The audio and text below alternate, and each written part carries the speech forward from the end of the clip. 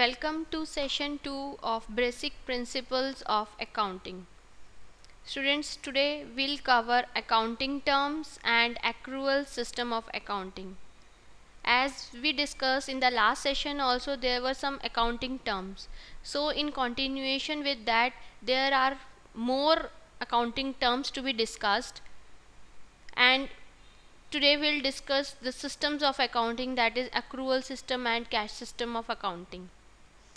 So in continuation with the session 1, now we'll discuss some of the accounting terms which includes purchases. Purchases means the goods that is purchased by the business. अब कोई भी business शुरू किया है, business शुरू करने के लिए आपको कुछ गुड्स परचेज करनी पड़ेगी, तभी आप सेल कर पाएंगे, तभी बिजनेस भी कुछ परचेज करता है. If the business purchase goods, that will be termed as purchases, not goods only, right? So the term purchases is used only for the purchase of goods. So goods are those things which are purchased for resale or for producing the finished goods which are meant to be sold. Goods, ये वो goods होंगी, purchases में वही goods include होंगी जो कि business आगे बेचने के लिए, आगे बिजनेस सेल करने के लिए परचेज करेगा. सो गुड्स जो है वो कैश बेसिस पे भी परचेज की जा सकती हैं और क्रेडिट बेसिस पे भी परचेज की जा सकती हैं. If the business go with the cash of if the business purchases goods on cash basis, that will be termed as cash purchases, and if the goods are purchased on credit basis, those goods will be termed as credit purchases. So purchases में दोनों types की purchase include होती है, cash purchases as well as credit purchases. So next is the sale. When business purchases goods for resale purpose, then is the term sale arises. Sale means the goods, sale is used for the sale of goods only. Goods, same is the case with the sales also. Goods can be sold on cash basis as well as on credit basis. It can be sold on credit basis.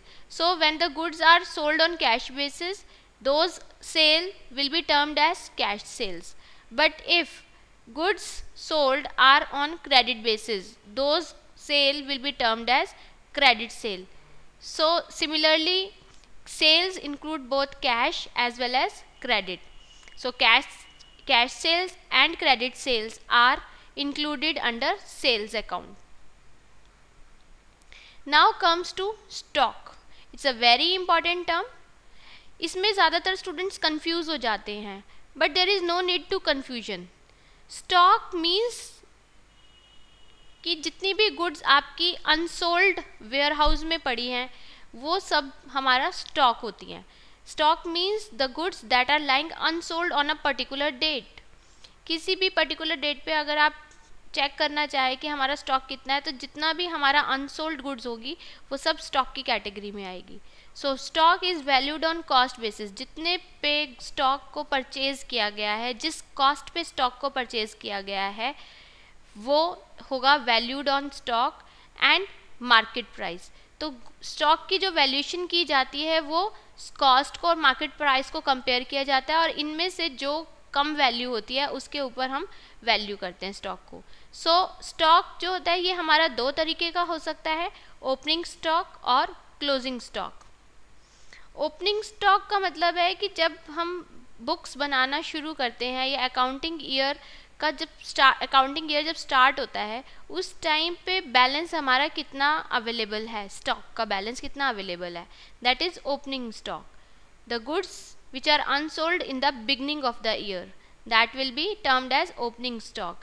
And closing stock means कि at the end of the accounting period कितना हमारा unsold goods बचा हुआ है, that is closing stock.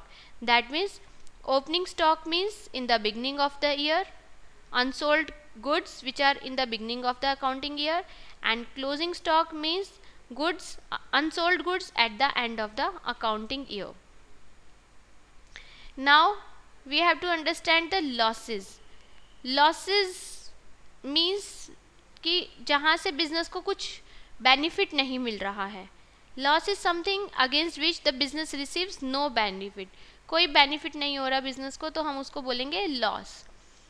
जब कहीं से कुछ रेवेन्यू नहीं आ रहा है that means that will be categorised as loss.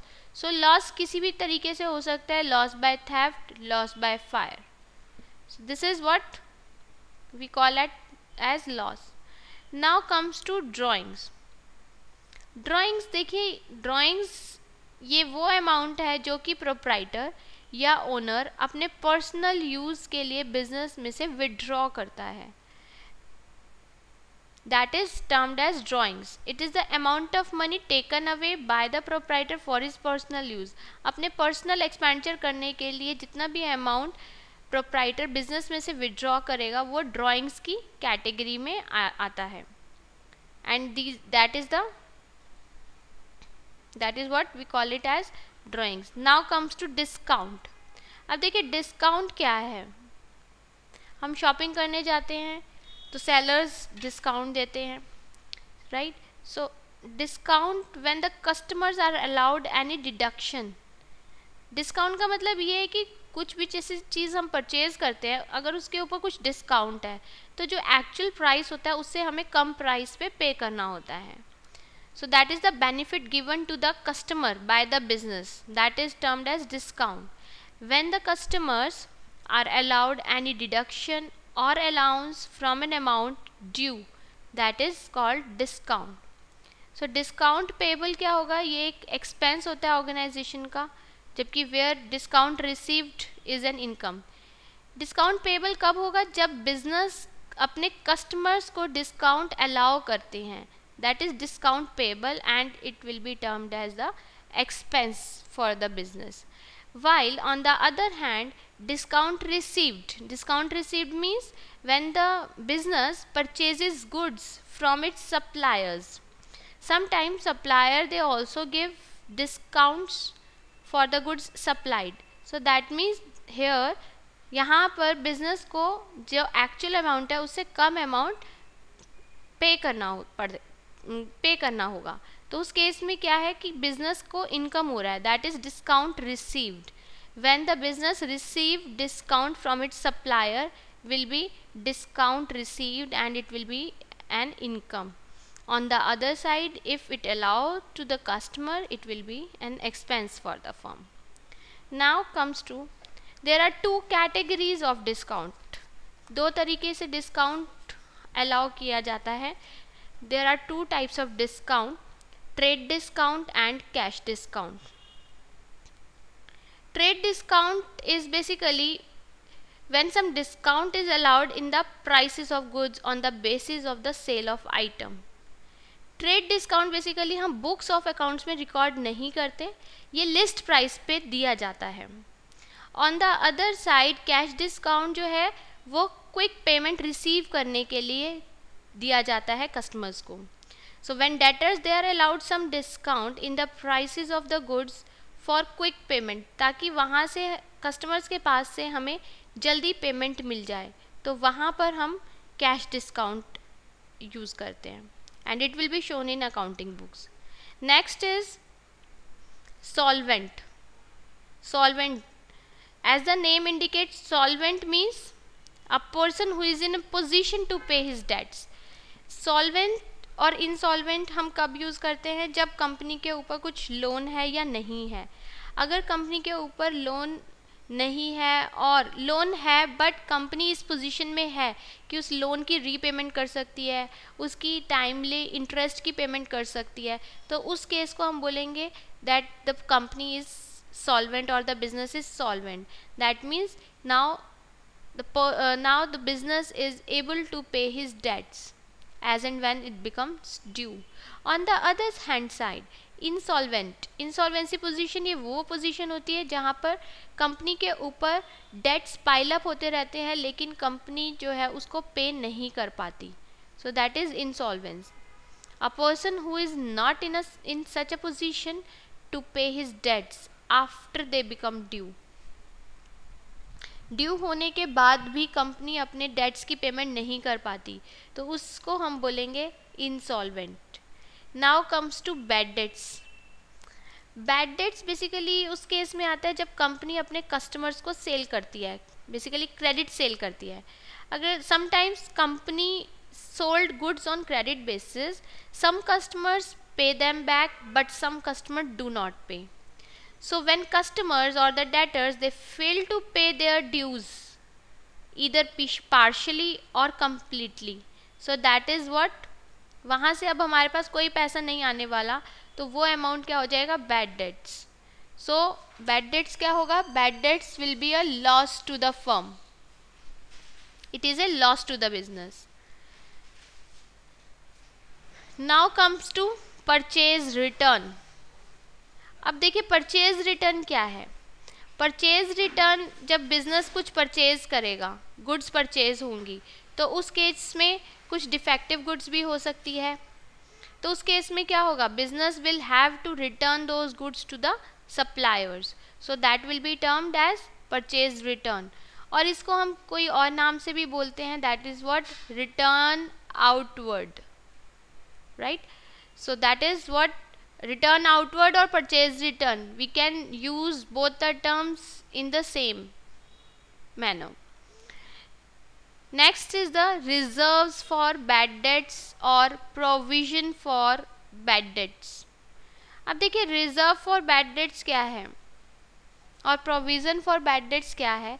A reserve from profits of the business is created for bad and doubtful debts. हम किसी नोन लायबिलिटी को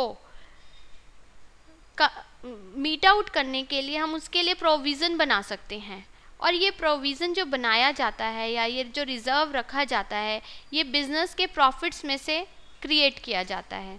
सो we can create provisions for bad and doubtful debt. So we know कि हमारे कुछ losses हो सकते हैं future में, कुछ ऐसे डेटर्स और कस्टमर्स हो सकते हैं जो हमें पैसा रिटर्न ना करें, तो उसके लिए हम क्रिएट कर सकते हैं provision and it will be a liability for the firm. Next is the wages. Wages are जो भी लेबर्स हमारे बिजनेस में लगे रहते हैं उनको रेम्यूनरेशन पे किया जाता है, तो वो क्या होगा, wages. The remuneration paid to the laborers in a factory, जो मशीन्स पे काम कर रहे हैं, मशीनरी फैक्ट्री मैन्युफैक्चरिंग पार्ट में इन्वॉल्व हैं, तो they will be the remuneration for their services will be termed as wages. Now next is the salary. Salary is it is paid to the employees working in the administrative task. जो भी administrative task में involve रहते हैं employees, those will be given with the salary. Like हम supervisor की salary देते हैं तो that will be salary. Now is the sales return. Sometimes we sold goods on credit and customers they will return back the goods because of its defectiveness. So defective goods will be return by the customer, those will be sales return or we can call it as return inward. Next important term is the profit. Profit ये वो term है जिसके लिए business काम करता है। Business start ही profit maximisation के लिए किया जाता है। प्रॉफिट ओरिएंटेड होगा बिजनेस तभी वो बिजनेस फ्लरिश कर सकता है। सो जितने भी एक्सपेंसेस हैं वो सब पे करने के बाद जो सरप्लस अमाउंट बचता है बिजनेस के पास, that will be called as profit. So after paying all the losses, all the expenses which is related with the business, like interest payment है, रेंट पेमेंट है, ये सब एक्सपेंसेस, इलेक्ट्रिसिटी बिल है, other office expenses है, depreciation, ये सभी expenses पे करने के बाद जो भी अमाउंट बिजनेस के अकाउंट में बचता है, प्रॉफिट एंड लॉस अकाउंट में बचता है, that will be termed as profit. It is a gain, that's why we will consider it as nominal account. Now is the brokerage or the commission. Brokerage क्या है, commission क्या है, कि जिस भी ब्रोकर को या कमीशन एजेंट को हम कमीशन पे करते हैं, for example sales person doing business or he's doing work on behalf of business and sold goods. So when he sold goods, he will be charged with commission, he will be paid with the commission. So when we pay commission, that will be an expense for the business. Now comes to the two systems of accounting. That means accounting maintain करने के लिए हम दो systems maintain कर सकते हैं, दो systems के थ्रू हम अकाउंट्स बना सकते हैं. यहाँ पर हमारे पास दो सिस्टम जो हैं वो है cash system and accrual system. Cash system में वही रेवेन्यूज़ या वही इनकम्स या वही एक्सपेंसेस रिकॉर्ड किए जाते हैं जो कैश इन्वॉल्व करते हैं. दैट मीन्स कि जो एक्चुअल में कैश पेमेंट की जाती है या कैश में इनकम रिसीव की जाती है वही रिकॉर्ड होंगी according to the cash system. Partial payment हुई है तो वो चीज़ हम ट्रैक नहीं कर सकते कैश सिस्टम में. So revenues are recorded when they are received which may be before और after they are earned. Actual में जब हम रेवेन्यू रिसीव करते हैं या एक्चुअली जब एक्सपेंसेस पे करते हैं तभी हम अपनी अकाउंटिंग बुक्स में रिकॉर्ड मेंटेन करते हैं as per the cash system. On the other side accrual system is totally opposite to the cash system. Accrual system में सभी पेबल्स या सभी रिसीवेबल्स भी रिकॉर्ड की जाती हैं. Means as and when the transaction becomes due they are recorded in accounting books as per the accrual system. जो कि आज की डेट में जो बिज़नेस सिनेरियो है, बिज़नेस एनवायरनमेंट है, वो हमारा एक्रूअल सिस्टम ही फॉलो करता है. एक्रूअल सिस्टम क्यों फॉलो किया जाता है? क्योंकि बिज़नेस में बहुत सारी ट्रांजैक्शंस इन्वॉल्व हैं और मोस्टली जो ट्रांजैक्शंस होते हैं बिज़नेस में वो क्रेडिट बेसिस पे होती हैं. तो अगर हमारे पास कैश नहीं आ रहा तो इसका मीनिंग ये नहीं है कि हम क्रेडिट की ट्रांजैक्शन रिकॉर्ड नहीं करेंगे. We have to record credit transactions also.